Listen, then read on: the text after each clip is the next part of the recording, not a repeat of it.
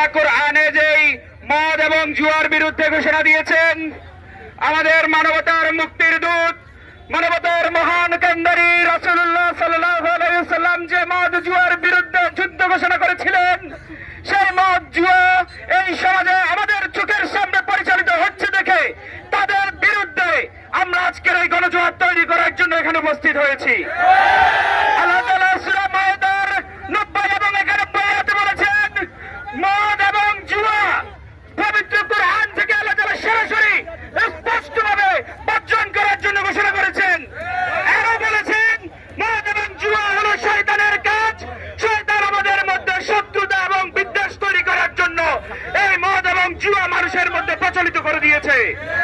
আমরা চাই আল্লাহ তাআলার আইনকে এই সমাজে বাস্তবায়ন করার জন্য, পবিত্র কুরআনকে এই সমাজে প্রতিষ্ঠা করার জন্য মদ এবং জুয়ার বিরুদ্ধে আমাদের সংগ্রাম রাসূলুল্লাহ সাল্লাল্লাহু আলাইহি ওয়াসাল্লামের সময় থেকে চলছিল, আগামী সময়ও চলতে থাকবে ইনশাআল্লাহ। মদ এবং জুয়ার নিয়ে যারা কাজ করছেন এই মেলার নামে, আমরা এই মেলার আয়োজকদেরকে হুঁশিয়ার করে বলে দিতে চাই, ধর্মীয় মুসল্লিদের বিরুদ্ধে আপনারা যাবেন না। আপনারা যদি ধর্মপ্রাণ মুসলিম এবং ইসলামের বিরুদ্ধে নিজেদের অর্থনৈতিক সুবিধা আদায়ের জন্য কাজ করে থাকেন, তাহলে আপনারা এখানে টিকে থাকতে পারবেন না।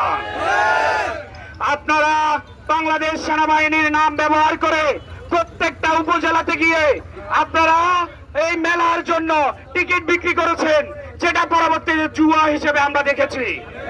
প্রত্যেক দিন মেলা এবং মেলার বাইরে টিকিট বিক্রি করে 40 লাখ থেকে 1 থেকে 1.5 কোটি পর্যন্ত আপনারা বিক্রি করেছেন। এই সম্পূর্ণ টাকা অবৈধ, অবৈধ, অবৈধ। আমরা চাই যারা এই সেনাবাহিনীর নাম ব্যবহার করে সেনাবাহিনীর সুনাম ক্ষুণ্ণ করেছে, বাংলাদেশ সেনাবাহিনী অনতিবিলম্বে তাদের বিরুদ্ধে ব্যবস্থা নেবে। যদি কোর্ট ওদের বিরুদ্ধে ব্যবস্থা নিতে রাজি না হয় অথবা বিলম্ব করে, আমরা তাওহীদি জনতা ওদের বিরুদ্ধে ব্যবস্থা নিয়ে ওদের এই মেলার বিরুদ্ধে আমরা সকল ধরনের কার্যক্রম পরিচালনা করব। আমরা এটাও চাই, এই মেলা থেকে প্রত্যেক দিন যত কোটি কোটি টাকা হাতিয়ে নেওয়া হচ্ছে, আমরা তাদের থেকে ক্ষতিপূরণ আদায় করে একটি কুমিল্লার যারা ছিন্নমূল শিশু আছে এবং সুবিধা বঞ্চিত মানুষ আছে, এই সুবিধা বঞ্চিত মানুষদের জন্য একটি ফান্ড তৈরি করবে এবং এই ফান্ড সরাসরি কুমিল্লা সেনাবাহিনীর যারা আছেন কুমিল্লা সেনাবাহিনী এটা তত্ত্বাবধান করবেন। আমরা চাই তাদের থেকে উপযুক্ত ক্ষতিপূরণ নিয়ে এই মানবতার যারা বিরোধী তাদের বিরুদ্ধে ব্যবস্থা নেওয়া হোক। সর্বোপরি কুমিল্লা জাতীয় নাগরিক পার্টির পক্ষ থেকে যারা উপস্থিত